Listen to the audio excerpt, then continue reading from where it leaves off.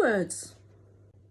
Sometimes when I build people's websites and they've supplied me with the content, and even though I have advised them on the content, so I've said, the kind of content that you write, make sure you include the kinds of words and phrases that people will use to find your website. And then the website goes live, and then 3 or 4 months later, maybe a few years later, a customer will say, what are the keywords in my website? And I will say, it's the content that you've added to your website.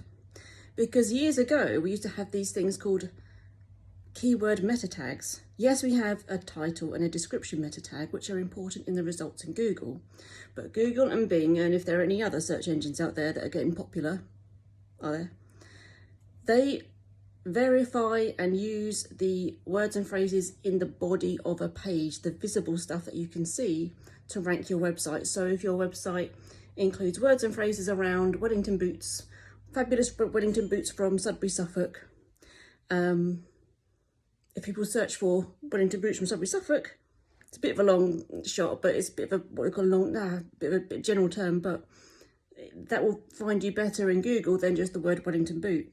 So Google and Bing and search engines use the actual visible content of your page to rank your site, as well as other factors like speed and backlinks, etc. But the content of your website is your keywords. No longer do we worry about keyword meta tags, although some of us put them in just in case because we're not really sure whether Google is using them or not. So the content of your site, the text, as long as there's enough text, enough relevant text, those constitute your keywords. So the stuff that you write is important. Make it humanly readable. So don't try and write Wellington boot, Wellington boot, Wellington boot, Wellington boot, Wellington boot, because not only will Google just not register your site, people going onto that page will be like, what? So write for humans, write as much content as possible that's relevant. Don't waffle and pad it out like you're writing an essay in your teens for a school project, and you try and write as many irrelevant words as possible to make it as many words as possible. Write really good content. Think about the person you're writing for. Even better, when you're writing content, imagine you're talking to someone. That's kind of the best way of doing it.